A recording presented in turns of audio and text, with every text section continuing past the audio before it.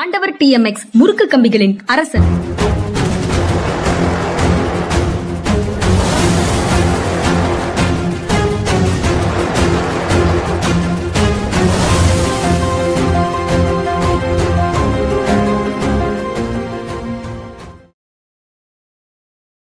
வணக்கம். இது மனிதா மனிதா. சார் வணக்கம் சார். வணக்கம்ங்க. வணக்கம். தேசிய கல்விக் கொள்கையை நீங்கள் ஏற்கும் வரை உங்களுக்கு கல்வி நிதியை அளிக்க முடியாது அப்படின்னு மத்திய கல்வி அமைச்சர் பேசுறாரு, சொல்றாரு. அவர் பேசும்போது அரசமைப்பு சட்டத்தை நீங்கள் ஏற்க வேண்டும், அதன்படி நடக்க வேண்டும், அரசமைப்பு சட்டத்துக்கு மேலானவர்கள் இல்லை நீங்க அப்படின்னு எல்லாம் சொல்றாரு. எந்த இடத்துல அப்படி ஒரு பார்வை வருகிறது அப்படிங்கிறதும் புரியல. நீங்க எப்படி சார் பாக்குறீங்க இத? இந்த வார்த்தைகள் அவருக்கு சொல்லப்பட வேண்டியவை. அரசியலமைப்பு சட்டத்தை நீங்கள் மதிக்க வேண்டும், அரசியலமைப்பு சட்டத்திற்கு மேலானவர்கள் நீங்கள் இல்லை என்று திரு தர்மேந்திர பிரதானுக்கு நாம் அறிவுறுத்த வேண்டும். ஏன்னா அரசின் கொள்கைகள், அரசியலமைப்பு சட்டம் இந்த இரண்டும் வேறுபட்டவை. ஒன்றிய அரசுக்கு ஒரு கல்விக் கொள்கை இருக்கு, அதை இவங்க மேல திணிக்க முடியாது, மாநில அரசு மேல திணிக்க முடியாது. அது அரசியலமைப்பு சட்டத்திற்கு விரோதமானது. அப்படிப்பட்ட திணிப்பு அதை அவங்க பண்றாங்க. இதெல்லாம் தெரிஞ்சாம பண்ணல, தெரிஞ்சுதான் பண்றாங்க. கொஞ்சம் அச்சமா இருக்கு. அதாவது நாங்க என்ன வேணாலும் செய்வோம், நீங்க என்ன கேட்க முடியும், we don't care about the constitution of India அப்படிங்கிற மாதிரி அவங்க செயல்படுறாங்க. அப்படி செயல்படுறாங்க. நீங்க அச்சமாக இருக்கு அப்படின்னு சொல்லும் போது ப்ரொவோக் பண்றாங்களோ, இங்க வந்து ஒரு ப்ரொடெஸ்ட், கலவரம் அந்த மாதிரி ஏதாவது ஒன்றை உருவாக்குவதற்கு ப்ரொவோக் பண்றாங்களா? ஆமாம், அப்படிதான் நான் நினைக்கிறேன். பட் அதுல வந்து அவங்களுக்கு எதுவும் இல்லையா? எல்லா தான் திருடி பிறரை நம்பாள்னு சொல்ற மாதிரி எல்லா மாநிலத்தையும் மணிப்பூர் ஆக்கணும் அப்படிங்கிறது தான் அவங்களுடைய நோக்கமா? அப்போ மணிப்பூர் ஆக்கி அதுக்கப்புறம் மணிப்பூர் வந்து அவங்களுக்கு ஒரு எக்ஸ்பெரிமெண்ட் தானுங்க. 2 வருஷமா கலவரம் நடந்துச்சு.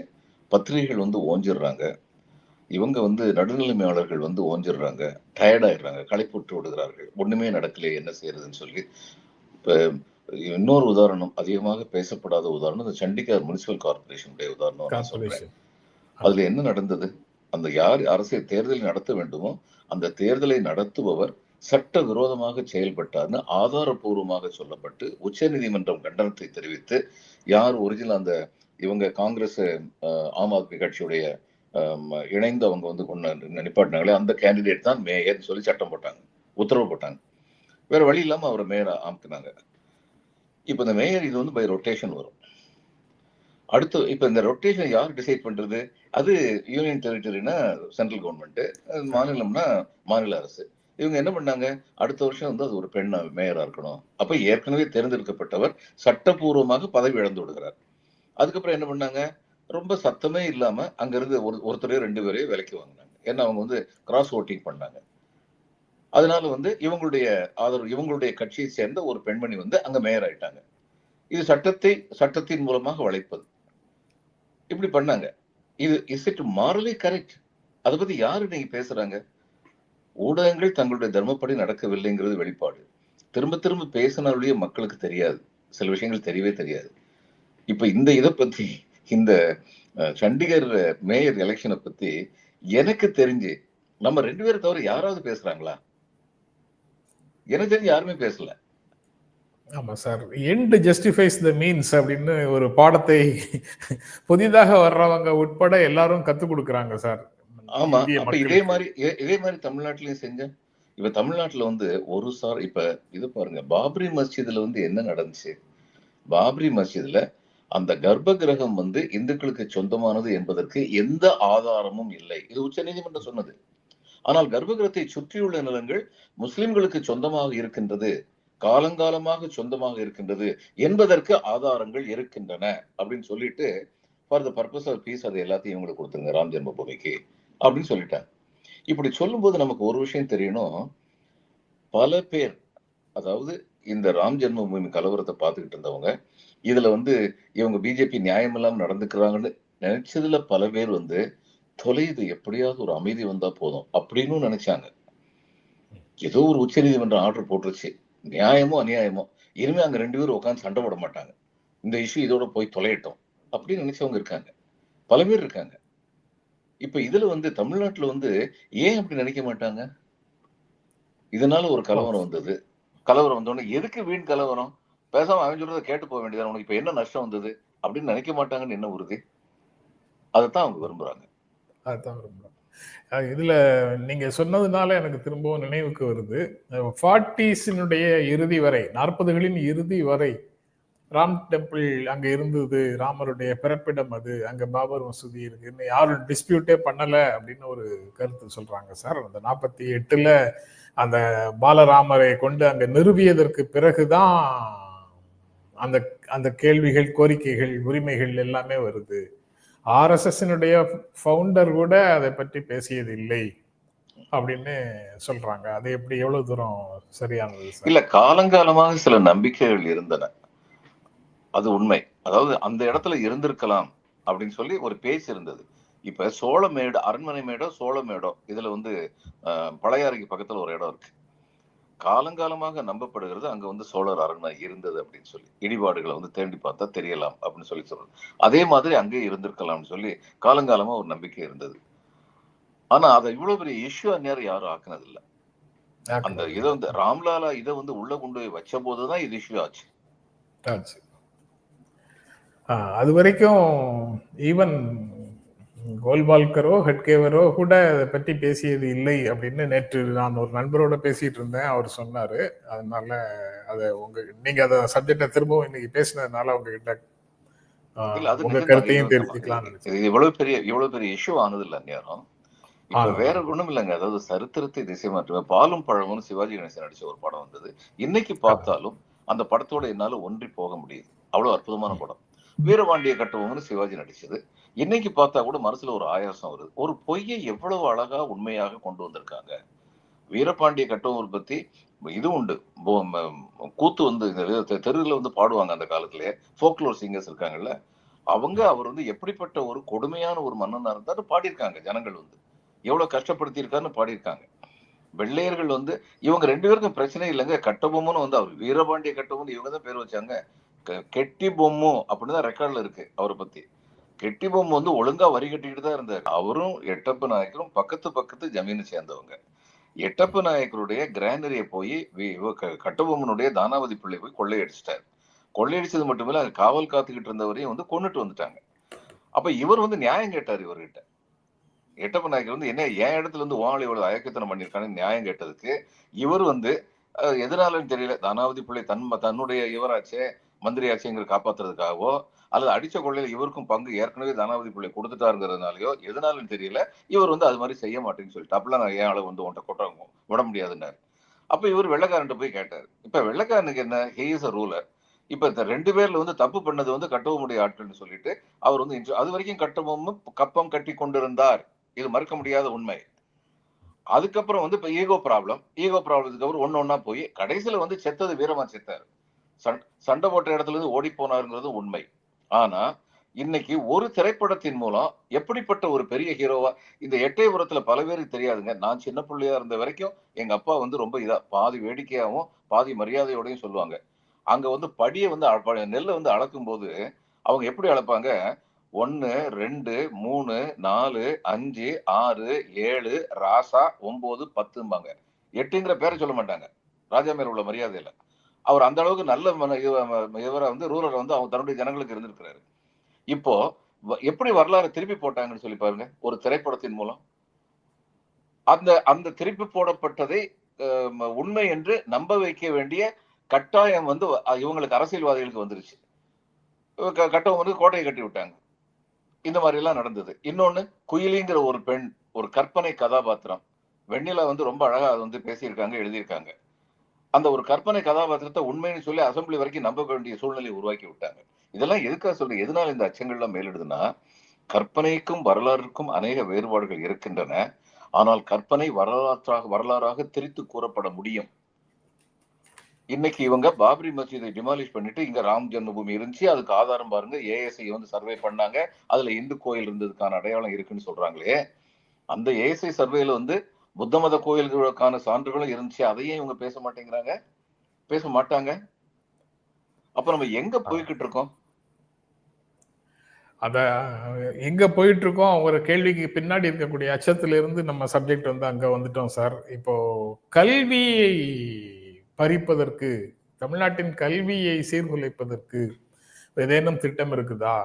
அதுக்கு வந்து ஒரு கருவியாக தமிழ்நாடு அரசினுடைய கொள்கையை அவங்க பயன்படுத்திக் கொள்கிறார்களா? இந்த கலவரத்தை தூண்டுவது அல்லது ஒரு அமைதியின்மையை உருவாக்குவது, அமைதியின்மையை உருவாக்குவதன் மூலமாக அரசின் மீது அவநம்பிக்கையை உருவாக்குவது அப்படின்னு வெறும் பொலிட்டிக்கல் அஜெண்டா மட்டுமா, இல்ல கூட்டாட்சி குடியரசு அப்படிங்கிறதுலயும் கை வைக்கிற விதமாக நிறைய செய்யறாங்களா? இது வந்து ஒத்திசைவு அல்டிமேட்லி அதுதான் கூட்டாட்சி அப்படிங்கிறத உலவிக்கிறது தான் அல்டிமேட் எய்ம். இவங்க கல்வியை வந்து குலைக்கல, இதை வந்து ஆன் ட்விஸ்ட் பண்றாங்க, கையை முறுக்குறாங்க கல்விக்கான தொகையை கொடுக்காத மூலம். அப்ப எல்லா விதத்திலையும் இந்த அரசுக்கு வந்து சிக்கல் சங்கடங்களை எப்படி ஏற்படுத்த முடியுமோ அவ்வளவு ஏற்படுத்துறாங்க. இப்ப அண்ணாமலை வந்து இன்னைக்கு ஒரு பேட்டியில் வந்து சொல்லி பேசுறத வந்து இதில் பண்ணியிருக்காங்க, பிராட்காஸ்ட் பண்ணியிருக்காங்க. பல்லாயிரக்கணக்கான கோடி ரூபாய் தமிழ்நாட்டுக்கு கொடுத்துக்கிட்டு தான் இருக்காங்க, என்ன கொடுக்கலன்னு சொல்லி இவங்க பேசுறாங்க. அவர் சொல்றாரு எத்தனை ஏழை மக்களுக்கு வீடு கொடுத்துருக்கோங்கிறாரு. ஏழை மக்களுக்கு இவங்க என்ன வீடு கொடுத்தாங்க? இப்ப எத்தனை தரம் தான் இந்த பொய்யை சொல்லுவாங்க, எத்தனை தரம் தான் நம்மளும் வாய் வலிக்க இது பொய் அப்படின்னு சொல்லி நம்ம சொல்றது. ஆனா சொல்றாங்க, தொடர்ந்து சொல்றாங்க. நாங்க வந்து ரயிலுக்கு இத்தனை கொடுத்துருக்கோம், ரயில்வே ப்ராஜெக்ட் கொடுத்தீங்க, அதுக்கப்புறம் ஏர்போர்ட் கொடுக்குறீங்க, எல்லாம் சரி. இதனால மிக பெரும் பலனடைவர்கள் யாரு? இவங்க என்ன சொல்றாங்க? திமுக அரசு வந்து என்ன சொல்லுது? நாங்க வந்து இதை வந்து ஏழை எளியவர்கள் நலிந்தவர்களை முன்னால வச்சு பார்க்கணும், அவங்களுக்கு வந்து நம்ம வந்து ஒரு இது கொடுக்கணும், கை கொடுக்கணும். they should be enabled to come at par with the advanced sections. இதுதான் அடிப்படை கொள்கையா இருக்கு. அதுக்கான பணம் எங்க கொடுக்குறீங்க? ஊரக வேலை வாய்ப்பு திட்டத்துல வந்து பணத்தை குறைக்கிறீங்க. சட்ட அநியாயமாக முதல்ல இப்ப 2010 ஒரு ஸ்கீம் ஆரம்பிச்சு இந்த ஸ்கீமுக்கு வந்து இப்படி எல்லாம் பணம் கொடுக்கப்படும் சொல்லி வச்சிருக்காங்கன்னு வச்சுக்குவோம். அதுக்கப்புறம் 2017 வந்து நீங்க நேஷனல் எஜுகேஷன் பாலிசியை கொண்டு வந்துட்டு இந்த நேஷனல் எஜுகேஷன் பாலிசியை ஃபாலோ பண்ணலன்னா நாங்க அந்த படத்தை கொடுக்க மாட்டோம்னு சொல்றதுன்னா பச்சை அயோக்கியத்தனம். இதை விட வேற வார்த்தை கிடையாது இதை சொல்றதுக்கு. ஆனா செய்யறாங்க. அதான் அதை வந்து மார்க்சிஸ்ட் கம்யூனிஸ்ட் கட்சியினுடைய தமிழ் மாநில செயலாளர் பி சண்முகம் அன்றைக்கு துரோணர் கட்டவரில் கேட்டாரு, இன்னைக்கு நீங்க வந்து எல்லாவற்றையும் கேட்கிறீர்கள்னு சொல்றாரு. அவர் சொல்லும் போது இன்னைக்கு நீங்க வந்து உயிரையே கேட்கறீங்கன்னு புரிந்து கொள்வதா, தலையை கேட்கறீங்கன்னு புரிந்து கொள்வதா, எப்படி புரிந்து கொள்வதுன்னு தெரியல. ஏன்னா அந்த லாங்குவேஜும் வந்து ரொம்ப சகித்து கொள்ள முடியாத லாங்குவேஜா இருக்கு. அதுதான் வந்து முதலமைச்சரே அதனாலதான் கடுமையாக ரியாக்ட் பண்ணியிருக்காரு. ஆனாங்க ஒரு முக்கியமான விஷயம் என்ன பார்க்கணும்னா, அவங்க என்ன நினைக்கிறாங்க, தமிழ் மொழிக்கான பற்று அப்படிங்கிறதுல வந்து தமிழ் மக்கள் விலகி போயிட்டாங்க. They are soft now. 40s இருந்த மாதிரி 60s இருந்த மாதிரி இன்னைக்கு இல்லை அப்படிங்கிறது அவங்களுடைய கால்குலேஷன். இந்த மாதிரி ஒரு நம்பிக்கை அவங்க வர்றது காரணம், நம்ம பள்ளிக்கூடத்துல தமிழை வந்து ஒரு மொழியாக கூட சொல்லிக் கொடுக்காத நிலைமை பல பள்ளிக்கூடங்கள் இன்னைக்கு இருக்கு. அதை இவங்க அந்த நிலையில எல்லாம் நிறைய மாற்றங்கள் கொண்டு வந்திருக்கிறோம் அப்படின்னு சொல்றாங்க சார். நீங்க 2-3 முறை நம்ம நிகழ்ச்சியில சொல்லியிருக்கீங்க, நானும் அது தொடர்பாக அவங்க கிட்ட கேட்டிருக்கிறேன். அதெல்லாம் ஒரு காலத்துல இருந்தது, இப்போ அந்த நிலையில எல்லாம் நிறைய மாற்றங்கள் இருக்குது அப்படிலாம். புள்ளிவரத்தை கொடுக்க சொல்லுங்க. I don't believe. புள்ளிவரத்தை கொடுக்க சொல்லுங்க தமிழக அரசு. அது உண்மை இல்லை அவங்க சொல்றது. இப்ப நான் சொல்றேன், சிவகாசி இந்து நாடார் விக்டோரியா உயர்நிலை பள்ளியில நான் படிச்சேன், தொடக்கப்பள்ளியில படிச்சேன். உயர்நிலை பள்ளியில போல, தொடக்கப்பள்ளியில தான் 7வது வகுப்பு வரைக்கும் படிச்சேன். அது வந்து நல்ல மனது படைத்த சில பெரியவர்களால் உருவாக்கப்பட்டது. PSR சண்முகமூர்த்தி நாடார்னு சொல்லி தாளர் வந்து 30 வருஷத்துக்கு மேல இருந்தார். ஃபவுண்டர், ரோட்டரி கிளப் ஃபவுண்டர் பிரசிடென்டா இருந்தார். எங்க அப்பா வந்து ஃபவுண்டர் மெம்பரா இருந்தாங்க. அதனால நல்ல குடும்ப நண்பர்களா இருந்தோம். என்னை பார்க்கும்போதெல்லாம் காது திருவுறாரு, டேய் அப்பம் பேர் கெடுத்துறாத, அவன் நல்லா படிச்சான், அது மாதிரி படிக்கணும் பாரு, ரொம்ப செல்லமா சொல்லுவார். எத்தனையோ குழந்தைகள், அவர் கல்யாணம் பண்ணவே இல்லை. அவர் இறந்த போது அவருக்கு வந்து அஞ்சலி செலுத்தினது யாரு? அந்த பள்ளிக்கூடத்துல படித்த ஆயிரக்கணக்கான மாணவர்கள் போய் அஞ்சலி செலுத்தினாங்க. அந்த பள்ளிக்கூடம் எய்டட் ஸ்கூல். அந்த எய்டட் ஸ்கூல்ல வந்து தமிழ் மீடியம் தான் இன்ஸ்ட்ரக்ஷன், ஒரே ஒரு செக்ஷன் தான் இங்கிலீஷ் மீடியம். அவங்க இன்னைக்கு அந்த அந்த அந்த அந்த காம்பவுண்டுக்குள்ள ஒரு மெட்ரிகுலேஷன் ஸ்கூல் ஆரம்பிச்சிருக்காங்க. அந்த மெட்ரிகுலேஷன் ஸ்கூல் வந்து தமிழ் கிடையாது. அங்க வந்து இது வந்து ஃபீஸ் வந்து கலெக்ட் பண்ணலாம். இப்படி அங்க மீடியம் ஆஃப் இன்ஸ்ட்ரக்ஷன் தமிழ் கிடையாது. இப்படி எத்தனை இருக்காங்கன்னு சொல்லிட்டு செக் பண்ணி பார்க்கணும். நான் என்ன சொல்றேன், நான் சொல்றது தப்பா இருந்ததுன்னா தமிழக அரசு வந்து விவரத்தை கொடுக்கட்டும். இன்னொன்னு கேட்கிறேன், இது சில பேர் கசப்பா இருக்கும். இந்த அரசியல்வாதிகள் சில பேர் வந்து பள்ளிக்கூடம் நடத்தி பணம் சம்பாதிக்கிறாங்களே, அவங்க ஸ்கூல்ல எல்லாம் எத்தனை ஸ்கூல்ல வந்து தமிழ் வந்து மீடியம் ஆஃப் இன்ஸ்ட்ரக்ஷனா இருக்கு? சொல்றது ஒண்ணு செய்யறது ஒண்ணா இருக்கக்கூடாது. இப்படியெல்லாம் இருக்கிறதுனால அங்க மேல டெல்லியில் உள்ளவங்களுக்கு நம்பிக்கை வருது, வளர்ச்சிடலாம் அப்படிங்கிற நம்பிக்கை வருது. ரொம்ப தவறான செய்தி இதெல்லாம். சார் தமிழை உள்ளுக்குள்ள படித்தவரை தாய் சொல்லுங்க. நீங்க சொல்றதுல எனக்கு உடன்பாடு இல்லை சார். அதாவது இங்க வந்து அரசியல்வாதி நேரடியாக கல்வி நிறுவனங்கள் நடத்துறாங்களா அல்லது அவங்க குடும்பத்தை சார்ந்த பிற இண்டிவிஜுவல்ஸ் நடத்துறாங்களாங்கிறத பொறுத்து அந்த குடும்பத்தை சார்ந்தவர்களுடைய கல்வி கல்வி கல்விச்சாலைகள் நடத்தும் உரிமை தொடர்பானது. அதுல வந்து அவங்க என்ன சிஸ்டம் ஆஃப் இல்ல அதை நான் ஒத்துக்கிறேன், கல்வி கல்வி முறை அவன் குடும்பத்தில் உள்ளவங்க மேல இவங்களுக்கு வந்து தலையிடுறதுக்கு உரிமை இல்லைங்கிறத ஒத்துக்கிறேன். ஆனா நான் என்ன கேட்பேன், உன் குடும்பத்தையே உன்னால கண்ட்ரோல் பண்ண முடியும், ஒரு ஒருங்கிணைந்த நோக்கம் உன்னால கொண்டு வர முடியும், நீ எப்படி எனக்கு சொல்லிக் கொடுக்க முடியும் நான் கேட்பேன். இல்ல நீங்க கேட்கலாம், ஆனா அது வந்து கிரவுண்ட் எப்படி இருக்கும்? நீங்க வந்து எந்த விஷயத்தையுமே நீங்க பேச முடியாது. உங்களுடைய குடும்பத்துல கேட்கலன்னா நீங்க வெளியிலேயே பேசக்கூடாது. உங்க குடும்பத்தை திருத்தவில்லை என்றால் எதுவுமே பேச முடியாதுன்னா யாருமே எந்த விஷயத்தையும் பேச முடியாது. அந்த குடும்பத்தையும் வின்னோவர் பண்ணிட்டு கொண்ட கொள்கைக்கு கொண்டு போறது ரொம்ப ரேர், ரொம்ப ரேர். நீங்க இந்த குடும்பத்தில் உள்ள தனிப்பட்ட மனிதருடைய உரிமை பத்தி பேசுறீங்கல்ல, எங்க பப்ளிக் இம்ப்ரெஷன் ஒண்ணு இருக்குல்ல. இப்ப இதே விஷயத்த வெளியில போய் சொன்னா, வெளியில போய் நான் சொன்ன அதே கேள்வித்தானே அவங்களும் கேட்பாங்க. ஏன்னா அவங்கவுங்க குடும்பத்தில் உள்ளவங்க நடத்துறதுலே தமிழ் கிடையாது, அப்புறம் எங்ககிட்ட மட்டும் தமிழ் கொண்டு வரணும்னு கட்டாயப்படுத்துறது சொல்றீங்க. சரி, மத்த பள்ளிக்கூடத்தை நடத்துறவங்க கேட்பாங்க, கேட்க மாட்டாங்க. பட் அதெல்லாம் இன்னைக்கு இந்த பிரச்சனையோட சேர்த்து பேச வேண்டிய விஷயம் இல்லைங்கிறதையும் அந்த மக்கள் புரிஞ்சுக்குவாங்க சார். இந்த விஷயத்தை ஐ டோன்ட் நோ, அப்படி இருந்தா சரி, எனக்கு அப்படி தோணல. இந்த மெயின் பிரச்சனை வந்து ஸ்டேட்டோட பவரை கையில் எடுத்துக்கொள்ளக்கூடிய ஒரு வேலையாக நியாயமாக வந்து சேர வேண்டிய ஒரு விஷயத்தை கொடுக்காமல் இருக்கிறதன் மூலமாக அவங்க இருக்கும்போது, அதற்கான ஃபைட் நடக்கும் போது உள்ளுக்குள்ள இதனுடைய சென்சிட்டிவிட்டிய முழுமையாக அரசு உணர்ந்துட்டதா நான் நினைக்கல. சமீபத்துல வந்து ஓய்வு பெற்ற நீதிபதி சந்துரு அவர்கள் வந்து ஒரு கடிதம் எழுதி கல்வித்துறை அமைச்சர் வந்து கொடுத்தார், எனக்கு தெரியும். அதுல அவர் என்ன பாயிண்ட் அவுட் பண்ணாரு, பிரைவேட் ஸ்கூல்ல வந்து 15% வந்து ஏழை எளியவர்களுக்கு கொடுக்கணும்னு சொல்லி திட்டம் இருக்கு. அந்த ஏழை எளியவர்களுக்கு பிரைவேட் ஸ்கூல் கொடுக்கும்போது அவங்க ஃப்ரீயா கொடுக்கல, என்ன ஃபீஸ் கட்டணுமோ அதை தமிழக அரசு கட்டிடுது, வரவேற்க தகுந்தது. அப்ப இவர் கேட்கிற அந்த ஃபீஸ் எவ்வளவு ஹை ஃபீஸ், அத்தனையும் நீங்க கொடுக்குறீங்க, சந்தோஷமானது. ஆனா தமிழை மட்டுமே மீடியம் ஆஃப் இன்ஸ்ட்ரக்ஷனா வச்சிருக்கிறதுல ஒரு 22 ஸ்கூல் இன்னும் இருக்கலாம், ஒரு 22 ஸ்கூலு 10-12 வருஷமா வந்து போராடிக்கிட்டு இருக்காங்க. தென்னரசு தான் இந்த திமுக முந்தைய அரசா இருக்கும்போது தென்னரசு தான் அவங்களுக்கு வந்து அந்த புஸ்தகம் மற்றவங்களுக்கு எல்லாம் கொடுக்குற மாதிரி ஃப்ரீயா கொடுங்க அப்படின்னு சொல்லி கொண்டு வந்தார், வரவேற்க தகுந்தது. ஆனா அந்த ஆசிரியர்களுக்கு வந்து 5000 ரூபாய் சம்பளம் கொடுத்தா நடத்திக்கிட்டு இருக்காங்க. எனக்கு தெரிஞ்ச ஒரு ஸ்கூல்ல வந்து அவர் வந்து ஒரு சின்ன தொழிலதிபர், திருப்பூரை சேர்ந்தவங்க, இது எனக்கு பெர்சனலா தெரியும். அவருடைய மனைவி வந்து ஒரு ஆசிரியையா வேலை பார்க்குறாங்க. அந்த ஆசிரியருக்கு வர்ற சம்பளம் அத்தனையும் வந்து இந்த ஸ்கூலுக்குன்னு கொடுத்துக்கிட்டு இருக்காரு. அதையும் தவிர தன்னுடைய தொழில் முறைவராக இருக்கிற பணத்துல இருந்து கொஞ்சம் கொடுத்துக்கிட்டு இருந்தாரு. இந்த தடவை நான் திருப்பூருக்கு போயிருக்கும்போது என்கிட்ட சொல்றாரு, இனிமே என்னால் நடத்த முடியலையா, ஏன்னா என் தொழில் வந்து சரியா நடக்கல, நான் ஸ்கூலை நிப்பாட்டிட வேண்டியதான் அப்படின்னாரு. நான் கேட்கறது, இந்த பள்ளிக்கூடங்களுக்கு வந்து இது ஒரு 10-12 வருஷமா இந்த டிமாண்ட் இருக்கு. நீங்க 90s வந்து ஒரு ஆர்டர் போட்டீங்க, அந்த ஆர்டர்ல சொன்னீங்க இனிமே யாரு வேணாலும் பள்ளிக்கூடம் நடத்தலாம், ஆனால் எய்டட் ஸ்கூலுங்கிற கான்செப்ட் இனிமே கிடையாது. அது காரணம் என்னன்னா, எங்களால் தொடர்ந்து கொடுத்துக்கிட்டு இருக்க முடியாது, கல்விக்கு எவ்வளவு கொடுக்கணுமோ நிதி அந்த அளவு கொடுக்குற மாநிலங்கள்ல வந்து தமிழ்நாடு, இதுக்கு மேல எங்களால கொடுக்க முடியல அப்படின்னு சொல்லிட்டாங்க அரசு வந்து. அதுல இங்கிலீஷ் மீடியத்துல நடத்துறவங்க நிறைய ஸ்கூல் இருக்கு, private school. Tamil medium of instruction தமிழ்ல நடத்துறவங்க தான் இப்படி மூடணுமா அப்படிங்கிற நிலைமைக்கு தள்ளப்பட்டிருக்காங்க. அப்ப ஜஸ்டிஸ் சந்துரு வந்து சொன்னாரு, நீங்க ஒரு சின்ன ப்ரொவிசோ கொடுத்துருங்க, அவருடைய சஜஷன் அதுதான். இந்த தமிழ் மட்டுமே மீடியம் ஆஃப் இன்ஸ்ட்ரக்ஷன் நடத்துறாங்களே அந்த பள்ளிக்கூடத்திலையும், மிக்ஸ்டா இருக்கிற பள்ளிக்கூடங்களையும் தமிழ் மட்டுமே மீடியம் ஆஃப் இன்ஸ்ட்ரக்ஷன் படிக்கிறாங்களே அந்த எத்தனை மாணவர்கள் இருக்காங்கன்னு சொல்லி பார்த்து அவங்களுக்கு மற்ற எய்டட் ஸ்கூல்ல உள்ள மாதிரி நீங்க வந்து ஃபெசிலிட்டி கொடுங்கன்னு எழுதினாரு, கடிதம் எழுதியிருக்காரு. இன்னைக்கு வரைக்கும் அதுக்கு வந்து என்ன நடவடிக்கை எடுக்கப்பட்டதுன்னு எனக்கு தெரியல. இது வந்து ரொம்ப சென்சிட்டிவ் விஷயம். இது இவர் தான் சொன்னார், south African president Nelson Mandela தான் சொன்னார், ஒரு இனத்தை அழிக்க வேண்டும் என்றால் அதன் மொழியை அழித்து விட்டால் போதும்னு. இன்னைக்கு இவங்களுக்கு தைரியம் வர்றதுக்கு we have a difference of opinion on this. நீங்க நினைக்கிறீங்க இதை வச்சா நினைக்கிறீங்க, நான் நினைக்கிறேன் the Tamils have become soft about their language affinity அப்படின்னு சொல்லி அவங்க நினைக்கிறாங்க. இன்னைக்கு அப்படி நினைக்கிறதுக்கு இவைகள் எல்லாம் காரணமாக இருக்குமோ அப்படிங்கிற அச்சம் எனக்கு இருக்கு.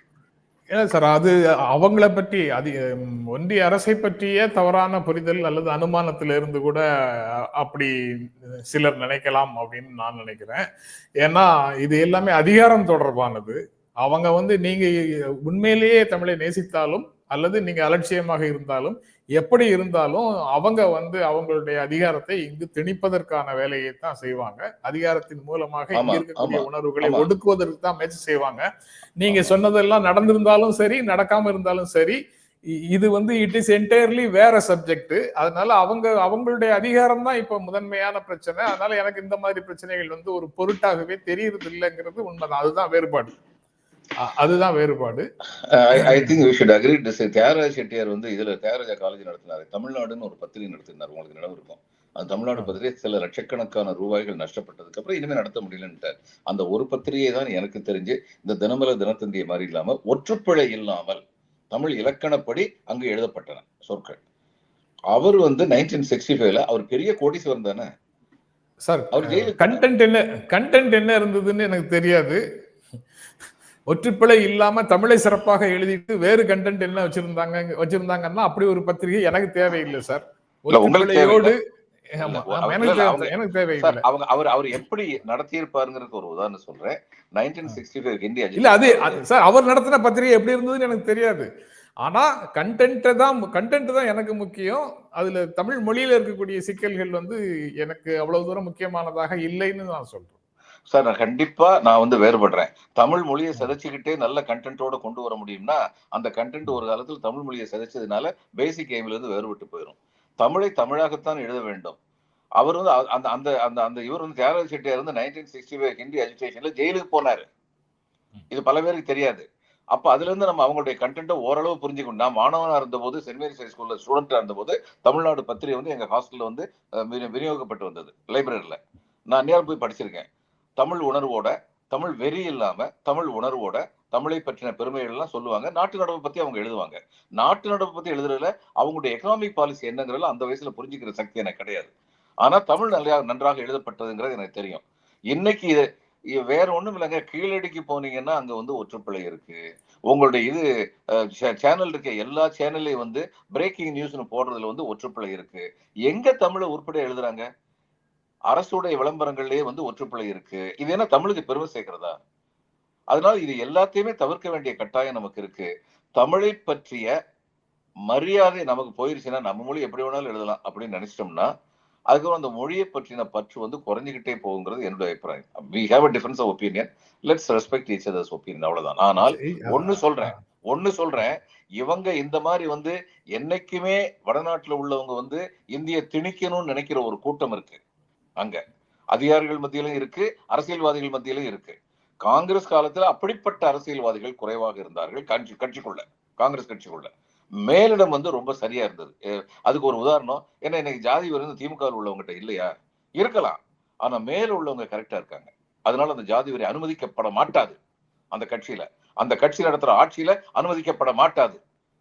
இது அண்ணாவுடைய, கலைஞருடைய, ஸ்டாலினுடைய மிகப்பெரிய பலம். அதே மாதிரி அன்னைக்கு வந்து காங்கிரஸுக்கு இருந்தது. இன்னைக்கு ஆள்றவங்கிட்டையும் அந்த இந்தி திணிப்பை நடத்தணுங்கிற வெறி அதிகமா இருக்கு. இந்த நேரத்துல அவங்க என்ன நினைக்கிறாங்கன்னா, அப்படியெல்லாம் தமிழை வந்து ரொம்ப தமிழை ஒழுங்கா பேச தெரியாதான் நீ ஸ்டூடெண்டே வந்துகிட்டு இருக்காங்க. இவங்க எல்லாம் அந்த காலத்துல இருந்த மாதிரி ரொம்ப எதிர்த்து வரமாட்டாங்க அப்படிங்கிற நினைப்பும் அவங்களுக்கு பலம் சேர்க்குது அப்படிங்கிறது என்னுடைய அபிப்பிராயம். இந்த ஒருவேளை இதெல்லாம் ஒழுங்கா நடந்திருந்ததுன்னா தமிழுக்கு கொடுக்கிற நிதியெல்லாம் ஒழுங்கா கொடுத்திருப்பாங்க. சான்ஸ்கிரிட்டுக்கு பல மடங்கு அதிகமாக கொடுத்திருக்க மாட்டாங்கன்னு அசீம் பண்ண முடியுமா சார்? இல்ல, நான் அப்படி நினைக்கல. ஆனா தமிழுக்கு இந்த அவமரியாதை நடத்துறதுக்கு இன்னும் துளியோண்டு பயம் அதிகமா இருந்திருக்கும்.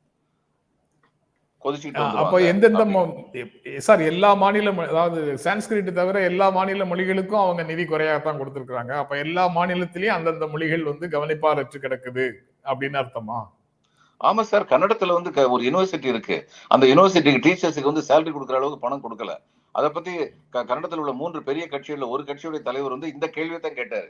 நீங்க சம்ஸ்கிருதத்துக்கு எதுக்கு 200 கோடி ரூபாய் கொடுக்குறீங்க? யாரும் பேசாத மொழிக்கு யூனிவர்சிட்டிக்கு. கன்னடத்தை வளர்க்க வேண்டும் என்பதற்காக துவங்கப்பட்ட பல்கலைக்கழகத்துல ஆசிரியருக்கு சம்பளம் கொடுக்காத அவர்நிலை ஏன் அப்படின்னு கேள்வி கேட்டாரு.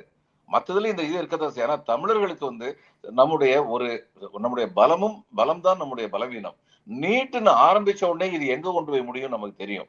அதாவது நீட் ஆரம்பிச்ச உடனே நம்ம வந்து தமிழனுக்கு நீட்டு இது மெடிக்கல் காலேஜில் சீட்டு கிடைக்காம போயிடும் நினைக்கல சார். இன்னைக்கு நீட்ல வந்து எந்த விதமான ட்ரைனிங்கையும் வந்து ரூபாயை கொடுத்து அந்த ட்ரைனிங்ல வந்து நல்லா படிச்சு மற்றவங்களோட பெருசா வரக்கூடிய ஆற்றல் வந்து தமிழர்களுக்கு இருக்கு. ஆனால் என்ன அச்சம் வந்ததுன்னா, இந்த நீட் வந்ததுன்னா ஏழை எளிய மாணவர்கள் வந்து டாக்டர் ஆக முடியாத சூழ்நிலை வந்ததுன்னா கிராமப்புறங்கள்ல டாக்டர் போக மாட்டாங்க. அதுதான் அடிப்படை கோளாறு. இத நீட் வந்த உடனே வந்து instinctively Tamil felt that's our strength and that's our weakness. நம்ம மட்டும்தான் நேரம் குரல் கொடுத்தோம், அது நம்முடைய வீக்னஸ். ஆனா அதை உணர்ந்தோம், அது நம்முடைய பலம். அதனால எல்லா இடத்துலயும் தமிழர்களுக்கு வந்து கொஞ்சம் அட்வான்ஸ்டா திங்கிங் இருக்குங்கிறது உண்மை. இந்தி திணிப்பை பொறுத்த மட்டில் நீட் மூலமாக ஒரு மருத்துவ கல்வி மிக மிக விலை உயர்ந்ததாக ஆக்கப்படுவதை பொறுத்து இவைகளை எல்லாம் முதலில் எதிர்ப்பவர்கள் தமிழர்கள். அதே மாதிரி தான் இதுல வந்து அன்னைக்கு தமிழர்கள் வந்து மொழி உணர்வின் அடிப்படையில் தான் இந்தியை எதிர்த்து போராடினாங்க. ஆனா மராட்டியர்களும் வங்காளிகளும் கன்னடியர்களும் மொழி உணர்வின் அடிப்படையில் மட்டும் போராடல, நம்முடைய பொருளாதாரத்தை குறைப்பதற்கான வழிமுறை அப்படின்னு நினைக்கிறாங்க. ஒரு சின்ன உதாரணம் சொல்றேன். ஜேம்ஸ் பாண்ட் படத்தை இந்தியிலையும் தமிழ்லையும் தெலுங்குலையும் டப் பண்றாங்க. இப்ப இந்தி எல்லா இடத்துலயும் வந்துருச்சுன்னா சரி, இந்திய மட்டும் எல்லாருக்கும் ஹிந்தி தெரியுமே, அப்ப ஹிந்தி மட்டும் டப் பண்ணா போதுமே நினைச்சாங்கன்னா எத்தனை தொழிலாளர்கள் இங்கு வேலை வாய்ப்பு இழப்பார்கள், திறமை வாய்ந்த தொழிலாளர்கள். இது ஒரு ஒரு ஒரு எக்ஸாம்பிள், எல்லாரும் புரிஞ்சிடக்கூடிய ஒரு உதாரணம். அப்ப இன்னைக்கு அவங்கெல்லாம் வந்து அன்னைக்கு சண்டை போடுறது காரணம், வங்காளிகளோ மராட்டியிலும் சண்டை போடுறது காரணம், இது பொருளாதார ஆதிக்கத்தை உருவாக்கும், நம்முடைய பொருளாதாரத்திற்கு எதிரான சுரண்டலை உருவாக்கும்னு நினைக்கிறாங்க. கன்னடத்துல இருக்க வேண்டிய இதுல நம்ம மெட்ரோ அப்படின்னு மெட்ரோ இருக்கு, அதுல போய் இந்தி எழுத்தை ஏன் அழிச்சாங்க? அதனால இது கொஞ்சம் கொஞ்சமா பரவிட்டு இருக்கு. நம்ம கிட்ட இருக்க வேகம் அளவுக்கு இல்ல. இன்னைக்கு இதுல மேற்கு வங்கத்துல ஆளுநரா இருக்கு இவர் அனந்த போஸ் வந்து என்னுடைய பேட்ச்மேட். அவர் வந்து கேரளாவை சேர்ந்தவர். அவர் ஒரு நாள் அவர்கிட்ட கேட்டேன், நாங்கெல்லாம் இதை ப்ரொஃபஷனலா இருந்த போது, ஏன்பா நீங்கெல்லாம் ஹிந்தி வந்தா சரின்னு சொல்றீங்களா, ஹிந்தியை சொல்லி கொடுக்குறீங்க, அப்ப இந்திய நாளைக்கு வந்து ஆட்சி மொழியா வந்துச்சு, இப்ப எல்லாத்துலயுமே அட்மினிஸ்ட்ரேட்டிவ் லாங்குவேஜ் வந்து சரின்னு சொல்றீங்களா? அவர் என்கிட்ட சொல்ற, no no no never never never we want. நான் சொன்னேன், அப்ப நாங்க போராடுறோம், நீங்க ஏன் போராட மாட்டேங்கிறீங்க? அவரு, நீங்க தான் 2 பேர் வந்து தங்களை தீ மூட்டி செத்து போவீங்க, உடனடியா சென்ட்ரல் கவர்மெண்ட் கவனிக்கும்ல, எங்களுக்கு என்ன? அதுவும் நம்ம பத்தி அவரு நம்முடைய போராட்ட குணத்தை பத்தி மரியாதையும் இருந்தது, எங்களுக்கு வந்து நீங்களே போராடி எங்களுக்கு எல்லாத்தையும் முடிச்சிருவீங்க அப்படிங்கிற உணர்வும் இருந்தது. அப்படிப்பட்டவங்க, அதனால அவங்க எல்லாம் மனசளவுல வந்து இந்தி ஆட்சி மொழியாக வருவது வந்து ஏத்துக்கிட்டவங்க கிடையாது. இந்தி ஒரு நாள் ஆட்சி மொழியாக வரணும்னா என்னைக்கு வரணும்? எல்லா மாநில மொழிகளுக்கும் உரிய மரியாதை அளிக்கப்படுதுன்னு அந்த மாநில மக்கள் என்னைக்கு உணர்றாங்களோ, Hindi is no threat to the development of my language அப்படின்னு என்னைக்கு உணர்றாங்களோ, it's not just my language, my culture, my tradition, இதுல எல்லாம் இருக்கு, அடங்கி இருக்கு. இன்னைக்கு பாருங்க, இது வந்து இரும்பு யுகத்தை பத்தி ஏன் பிரதம மந்திரி வாயவே திறக்க மாட்டேங்கிறாரு? ஏன் அந்த அந்த அந்த டிஸ்கவரி வந்து ரைட்னு சொல்லட்டும் ராங்னு சொல்லட்டும், ஏன் வாயவே திறக்க மாட்டேங்கிறாரு? அப்போ ஒவ்வொரு தமிழும் அதை பத்தி யோசிப்பார்ல. இன்னைக்கு வரைக்கும் அவர் வாய் திறக்கல. இதெல்லாம் தான் நம்முடைய அச்சம். இது ஒரே நாடு, ஒரே மதம், ஒரே மொழி அப்படிங்கிற முழக்கத்தின்படி ஒன்றிய அரசு செயல்படுகிறது அப்படின்றது சரியாக இருந்தால், அரசியல் ரீதியாகவும் சமூக ரீதியாகவும் பண்பாட்டு ரீதியாகவும் ஹிந்தி திணிப்பு அப்படிங்கிறது வந்து அவர்களுக்கு கை வருகிறது. அதாவது அதன் மூலமாக அந்த லட்சியத்தை எட்ட முடிகிறது. அதனால அவங்க வந்து அந்த கிராண்ட் டிசைனுக்குள்ள நடக்கக்கூடிய சின்ன சின்ன விஷயங்களாக இப்ப நடந்து கொண்டு இருக்கக்கூடிய எல்லா விஷயங்களையும் பார்க்க முடியுது. அது போக கல்வி தொடர்பாக அவங்க புதிய கல்விக் கொள்கையை ஆதரிக்காததுனால நிதி கொடுக்க மாட்டேன் அப்படின்னு சொல்றது மும்மொழி கொள்கை சார்ந்ததாக மட்டும் நம்ம அந்த விஷயத்தை பார்த்து விட முடியாது. அதை தாண்டியும் அதுக்குள்ள நிறைய பிரச்சனைகள் இருக்கிறதாகத்தான். நிறைய மும்மொழி கொள்கைன்னு சொல்றாங்களே, மும்மொழி கொள்கையில் என்ன சொல்லப்பட்டது? இங்க இந்தியை தாய்மொழியாக கொள்ளாத இந்திய மக்கள் அனைவரும் தங்கள் தாய்மொழி ஆங்கிலம் மற்றும் இந்தியை பயில வேண்டும்.